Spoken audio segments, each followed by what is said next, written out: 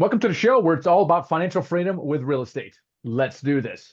All right, today on the show, Garrett and I are basically going to talk about what's going on in the market right now and how it's totally different from the market just 2 years ago. It's almost like we went through an entire 7 to 10 year market cycle in the last 2 years. And why is that? What happened 2 years ago? How is it different now? And is now a good time to get involved in multifamily, or is it maybe more prudent to wait? So with that, let's get our co-host here, Garrett Lynch. What's going on? What's going on, Michael?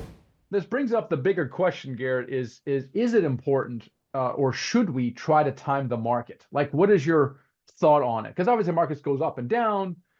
Should we try to time the market or should we do something else? So I don't think you should try to time the market, but I think you need to create your strategy based around where you think the market cycle is. For example, if you like generally markets are going up, but there is that case every cycle where it does go down. And so you have to pay attention to what kind of products you're in on the capital stack side during those times when you think that could be a downturn at some point. How are you positioned to withstand that? And the longer you hold on to real estate, the more it's going to go up over time, just like stocks really. But sometimes you're positioned in a way where you can't really hold on. So like if you have a short-term loan or something, or bridge debt or something, a variable rate loan, stuff like that, that's a little more risky in a downturn, you can't really hold on as well. And so you should always be buying real estate because there's, I remember this distinctly. Back in 2015, when I was transitioning out kind of into a new situation out of my old partnership, I was like, everyone's saying, oh, the cycle is gonna, it's peaking out. This is a really good time, to start over in a year or 2 years or something. And so I actually verbalized that to a couple brokers in 2015. And then the cycle went on for A long another, time. whatever, 6, 7 years. So like if I was trying to time it, I wouldn't have done any deals between 2015 and now essentially. And so I would have missed out. I would have just been sitting there twiddling my thumbs. And there was tons of money to be made in that time frame. And so it's you shouldn't Yeah. time it, but you should pay attention to how you're positioned. Well, you also need to change your underwriting, right? And this is the biggest thing is you shouldn't necessarily time the market, but you're always going to adjust your underwriting based on what's going on. You're going to adjust your interest rates, your outlook of interest rates. You're going to adjust your loan to value or the loan terms you're getting. And typically what we've seen even over the years is that the returns, the target returns have been about the same. 15% IRR, 6, 7% cash on cash return. And that's how you make decisions and buy decisions, right? It really helps you prevent making mistakes because if you buy property in that way using conservative underwriting, you're always going to be doing well. And one of the reasons we struggled over the last 18 months doing deals is because we haven't been able to find deals that pencil. So in other words, the market almost protects you from making a mistake. Yeah, sometimes it's harder to predict the outcome going forward. So you just have to stay on the conservative side, but then give yourself room to exit when you think is right. And so you just have to have the runway to be able to do that. So if you've got, a 10-year loan or a 7-year loan or even a 5-year loan, it feels like you might have enough runway to execute and get out at a certain price point that you think is conservative, then you've just won. You're going to make most of your money not on the ongoing cash flow, although you need to have that there to cover the mortgage payments and to pay something out. You're going to make the most money when you exit. And again, most of the time, properties are going up in value, but there are periods of time where they reset. And so you can't get caught into that.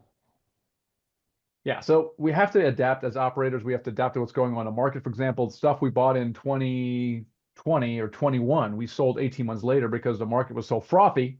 We basically hit our 5-year targets that we sold faster. In other words, and now we might be holding on to property we bought 2 years ago, and gosh, we wanted to sell in 3 years from now. And you're like, it might take another year or two to do that. And so you have to adapt a little bit. But we're constantly trying to get into the market because, like you said, had you waited for a better market in 2015, you would have waited for 5 years, and then COVID would have hit, and then you would have run for the hills, and then you would have missed. One of the best deals we did was 4 or 5 months after COVID hit, and Mhm. so if you try to time the market, there is no such thing as a perfect market. But one thing that has changed, though, especially this is what I want to talk to you about next here, is really kind of what we call the risk-adjusted return. While the returns have been almost very identical over the last 2.5 years, what has happened significantly is the risk.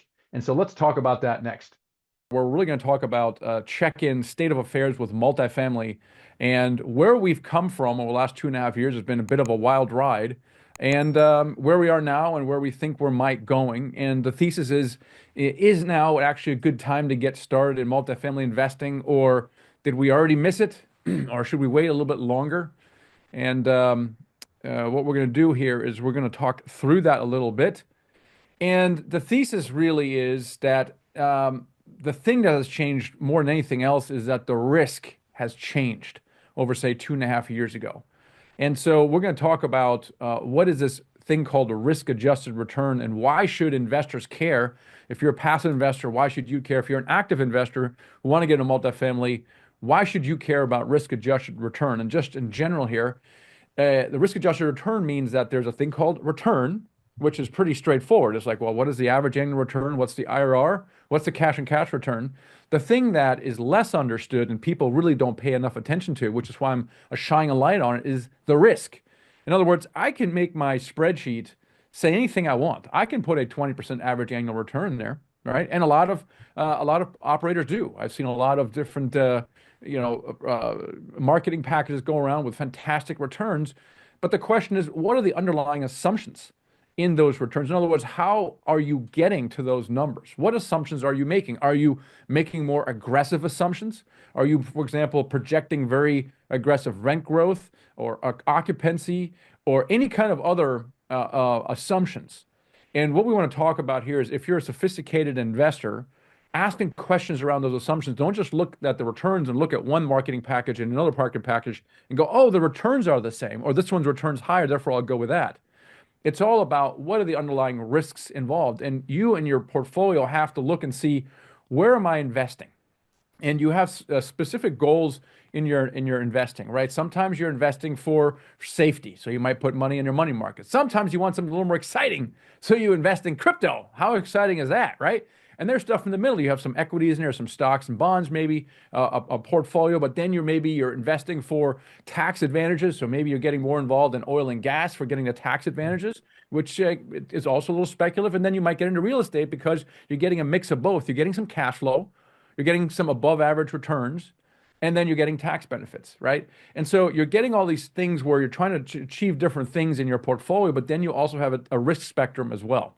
So today we really want to talk about the risk spectrum here as well. And to help us with that is our co-host Garrett Lynch. Garrett, what's going on? What's going on, Michael? Yeah, so I want to talk about what has kind of transpired here in the last 2.5 years, and why the risk-adjusted returns are vastly different today than they were 2.5 years ago. We're going to stay in the multifamily space for now, right? Even though I talked about the risk-adjusted return in general, like I said, Hmm. but with the multifamily space, multifamily has been historically on the lower end of the risk spectrum from anything you could do. And the reason that we know that is because the kind of loans we get are the cheapest you can get, the highest leverage you can get, the longest amortization you can get, and a lot of it is interest only, and most of it is non-recourse. It's really kind of wild.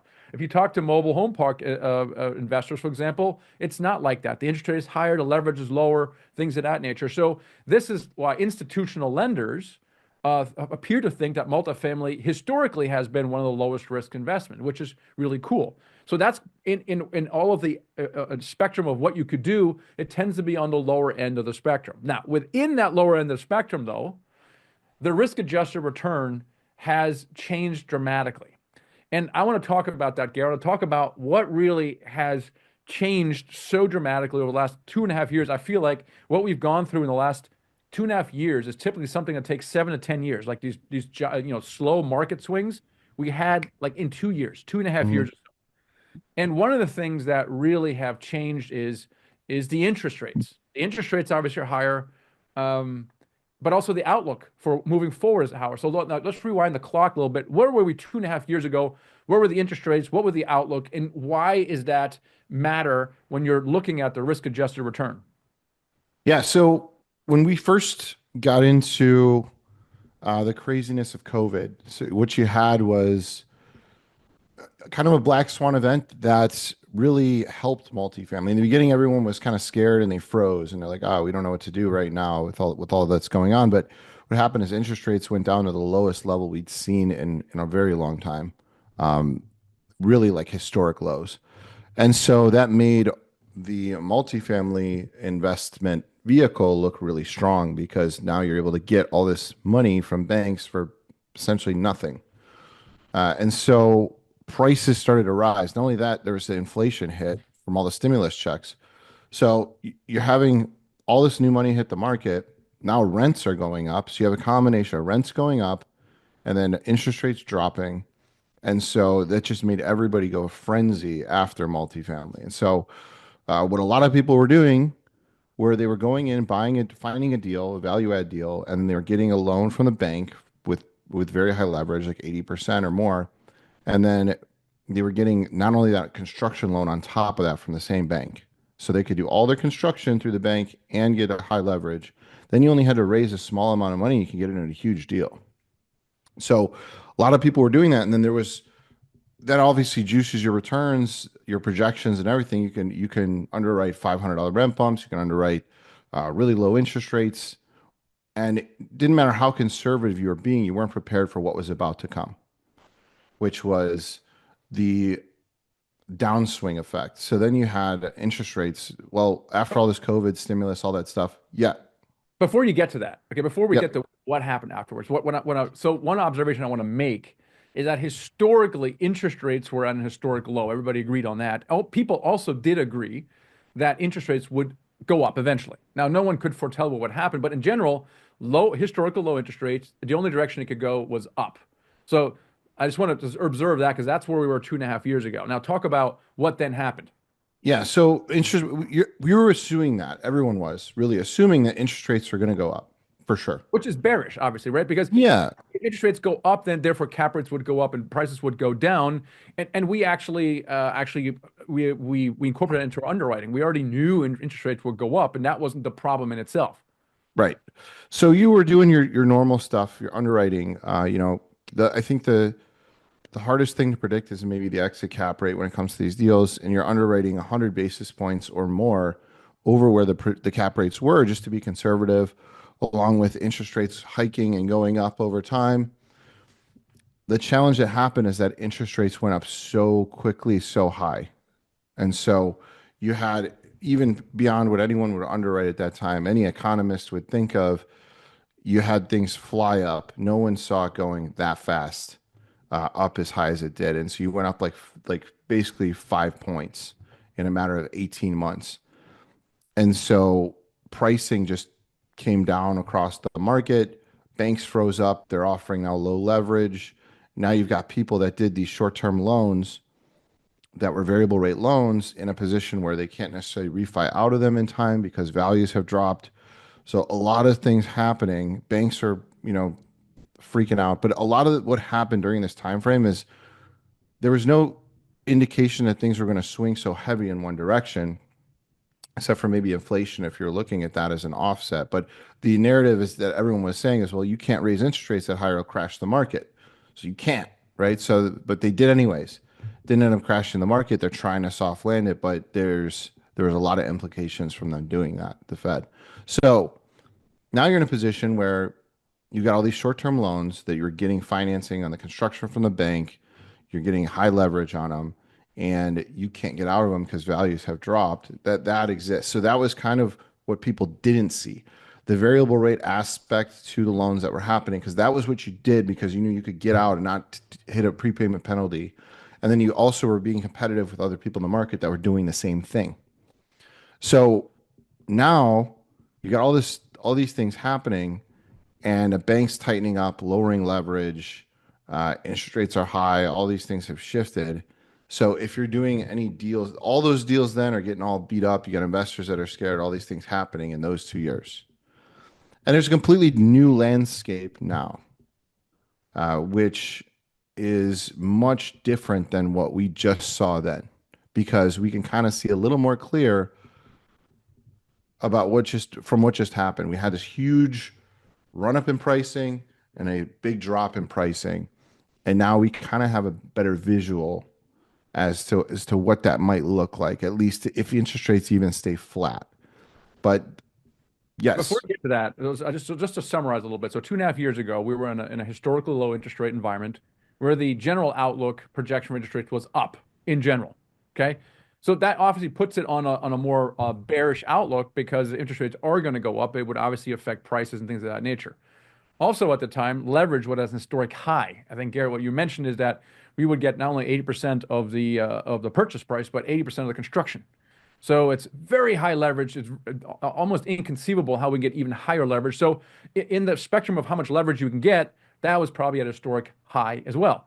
You also talked about prices. All this effect of low interest rates and high leverage resulted in higher prices. And that is because people are always looking to get about the same return. And if you are going to get a higher return because your cost of capital is lower or your leverage is higher, I can pay more. And so the combination of that drove the prices up. The height of the market was in March in 22. And that was where we were in March of 22. And so if you look at it, and we sensed it, everybody sensed it. We're like, man, historically, we are at the kind of the height of the market. I think collectively we're thinking we could probably coast here for a little while longer, which probably we could have. But just to summarize, we were on the height of the market 2.5 years ago. And and now what has happened, what you're saying is interest rates went up rapidly, so the cost of capital went up. And then lenders reacted with much lower leverage. What do we get like 9 months ago? What are we getting now? What happened there? How did the lenders react? And kind of what are we seeing now? Yeah, so lenders tightened up and they said you had a lot of local banks, like regional banks, just stopped lending altogether in multifamily. You had the agencies pulled back and they're only allowing a certain amount of leverage. So they went to 65% leverage. They're back up to like 75% now. But for a But only period the of purchase price. Are we getting construction loans? no, there's no construction loans. So you're not getting any construction dollars on top of it. So now you have to come with more equity into the deal. But the positive of that is that it makes it safer. So you're now going into a loan. Think about why does it matter if you have high or low leverage? Well, if you have a lower loan amount, you don't have to pay as much on an ongoing basis, especially if you have, interest only or whatever. But even if you don't, you can afford the mortgage payments. So your break-even occupancy can be at a much lower level. Plus, you're not adding in construction dollars from a bridge lender. And on top of it, you have a longer time frame where you can sit in the deal. So you can get a loan that's 5, 7, 10 years, and you know exactly what you're going to pay for your mortgage the entire time. It's fixed, so it doesn't fluctuate. And you got lower leverage. And so the capital stack is really important when it comes to these multifamily deals and structuring them the right way. And you really have two options. You're either going variable rate or you're going fixed rate. And the fixed rate is always going to be safer. But because of the way the market was before, nobody wanted to hit those prepayment penalties. They were just going with variable rates because it made sense because you could exit for nothing. So, and there were people exiting like crazy, making a ton of money and not having to hit those prepayment penalties. So it was, it's a completely different investment now. Honestly, it's the same fundamentals are there. You've got people that they're still demand to live in apartments, but you have a different capital stack that's going in a different structure in general that makes these things even safer. And so it's hard for people to understand that are not in the business, I think, or that are not super familiar with how these things work, which is why we wanted to talk about that today. Yeah, this is exactly right. I mean, a lot of people that aren't paying attention, they see what's in the news, or maybe they know someone who's been affected by it, but they don't really dig deeper. And our goal really is to educate our investors because we consider our investors sophisticated, the kind of investors who dig a little deeper, and that's what we're trying to do here today.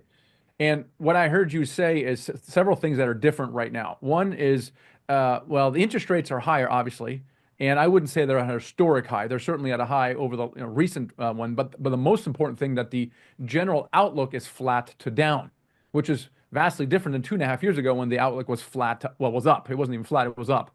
Now it's flat to down. People argue, but general, no one's really saying interest rates are going up, which is different, totally different. And the other thing is the leverage. You're talking about our leverage is much, much lower than it was 2.5 years ago. And so the result of all these things makes the prices, of course, affects the prices. And so as a result of that, because interest rates are flat to down, the other thing that's going to happen is because of the relative stability in interest rates. It's not that it has to go down, but if interest rates simply stay where they are, it provides stability, which means that we're already seeing it now. You mentioned it. Lenders are already increasing the leverage. Now, of course, it's still at the high interest rate, but what I'm point is they are now associating this environment of stability with less risk and uncertainty. Therefore, they're increasing their leverage, and we're already starting to see that now. And if you look at the kind of prognosis for prices and cap rates, I have this chart here. Found this on Statista. Statista always has a bunch of really good stats on there. The green line is kind of where we are right now. You see kind of the cap rates plateauing out, and the prognosis is down for the reasons we just talked about. The prognosis of cap rates is going down because the cost of capital is projected to go down, but also related to that, leverage will slowly increase even if interest rates don't go down. And so because of that, prices will go up. And if you just look at this bar graph here, you can see kind of in 21 or the 22, the market was a high, just jumped straight up. By the end of 23, it was super high. And we just swung from this, like in 2 years, went from one market cycle to another. And it appears now that we're kind of at the bottom of the market, which is why we want to talk about that. There's still a lot of fear and uncertainty out there, but us looking at what's happening right now, we think it's probably the best time to buy multifamily in recent history. It reminds me a little of 2008, Garrett.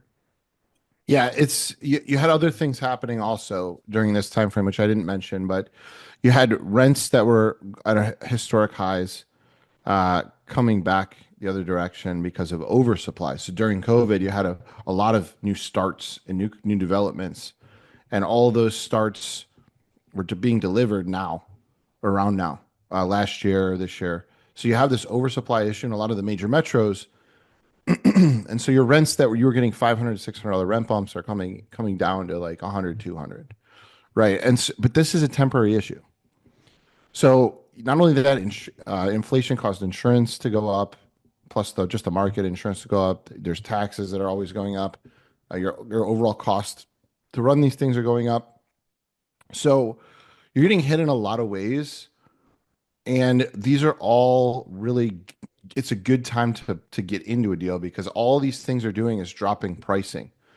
And as we know in market cycles, prices go up and down, and you want to buy low and sell high, right? So you're trading now. You have to pay the bank more money is in the form of interest rates. So you're paying them, 6% when maybe it was 3% before. But the trade-off is that with all these environmental issues around everything that's happening just in the market, you're getting price reduction of a significant amount, 30 to 50% or more, from peak of market pricing, which was March of 2022. So now you're in this much better situation. You have a lower basis on deals that you find right now. They have to make sense. They obviously have to pencil. You have to be conservative with your assumptions and your exit and just ongoing. But you're doing that because now I'm only going to project a rent bump maybe a 50, $100 versus $500. Organic rent growth is going to be flat. My leverage is low. My cash injection into the property is heavy. And as long as I assume my exit cap is going to be something reasonable, it's a very strong chance you're going to win on these deals if you go and operate the property and do it right. And so that's where we're at now. And Yeah. deals are difficult to come by for sure still. But if you find one that makes sense and pencils and you get into it now, there's a much higher likelihood you're going to win, I think. You mentioned there's ongoing strong demand with multifamily. Let's talk about that for a second.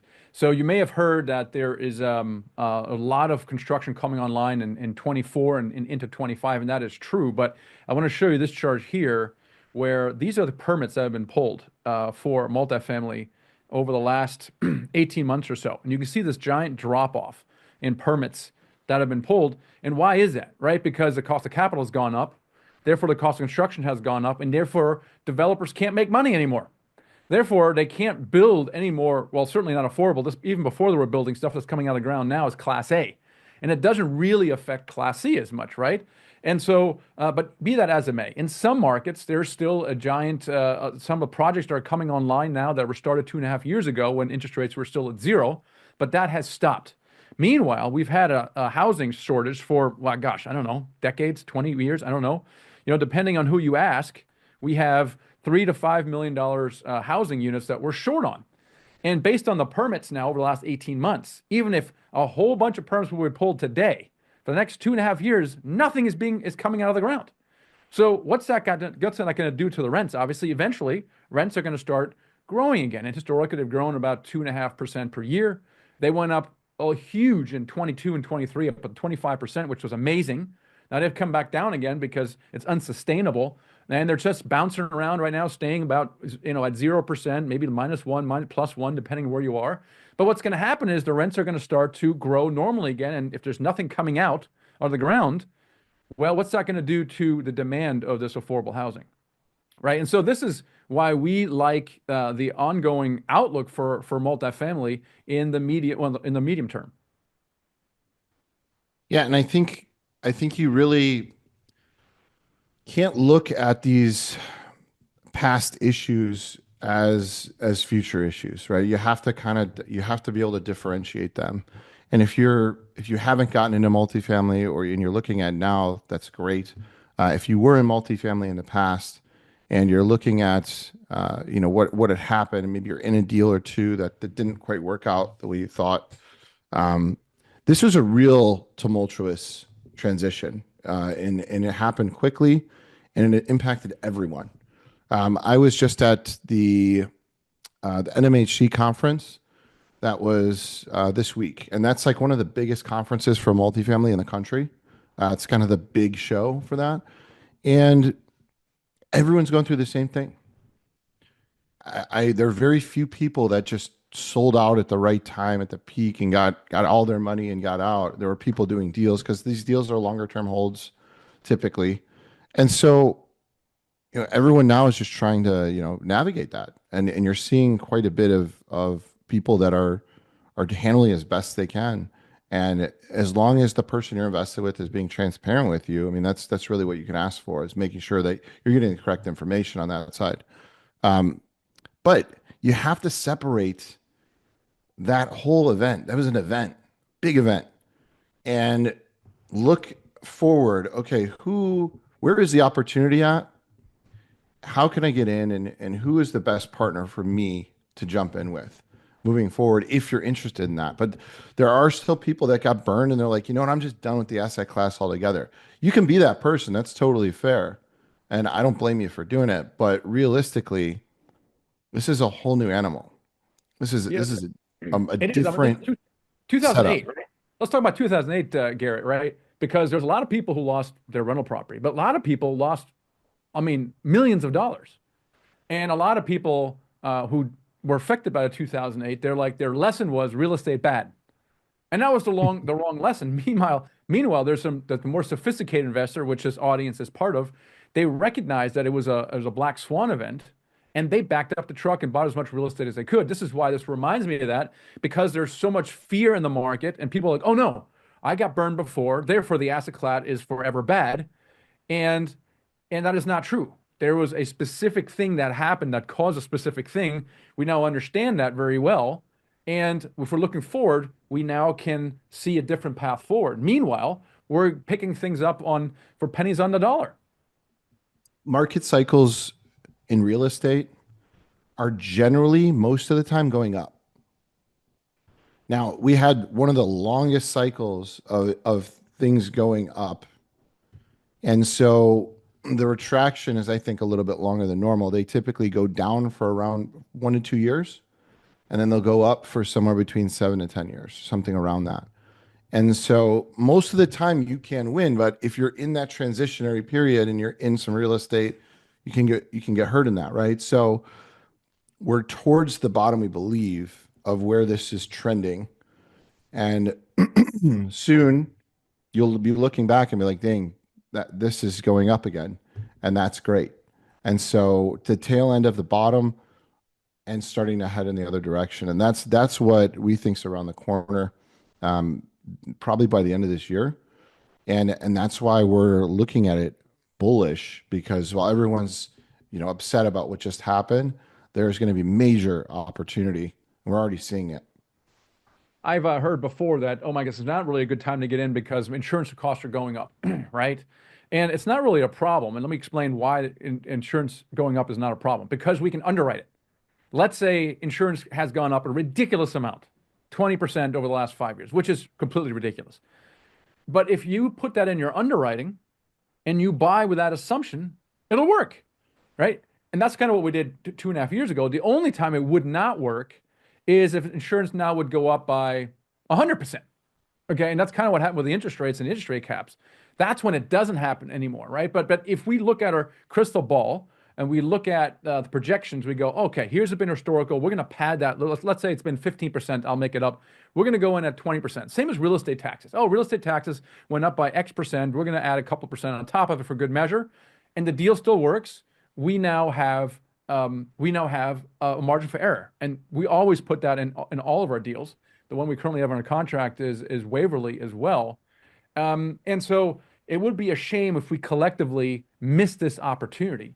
Now, it is a shame because everyone's struggling raising capital for the reasons we just mentioned. So we're here trying to educate the sophisticated investor to take a look at it and take a really close look at it. And so you're on this webinar here. We'll do some questions here later on as well. And so we are definitely at a turning point.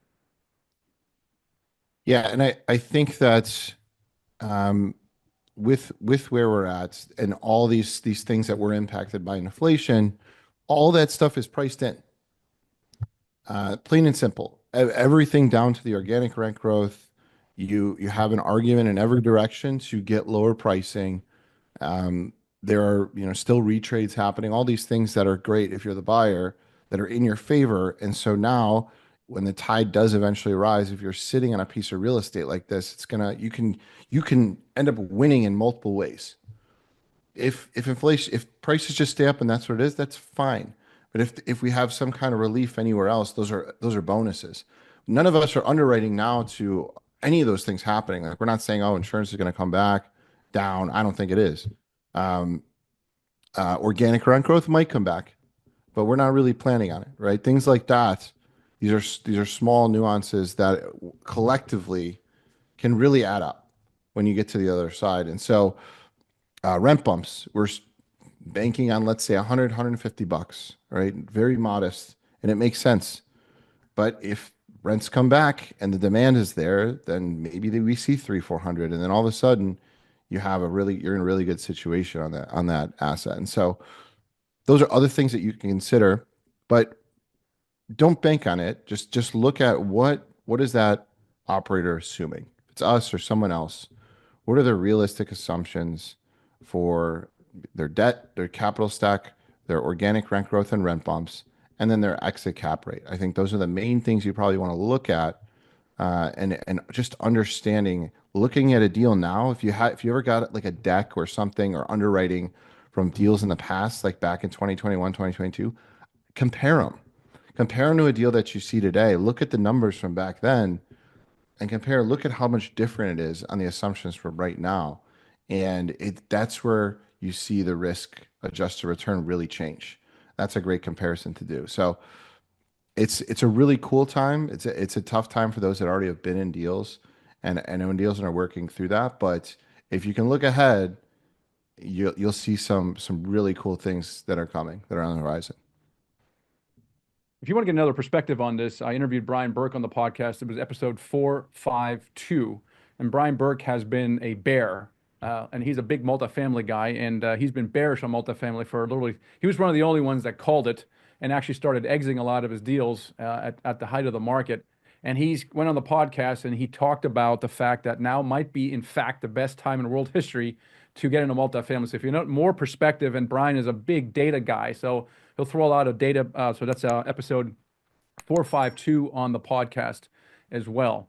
I appreciate y'all's time for being here today, and we'll keep you posted, and I'll catch you guys next time.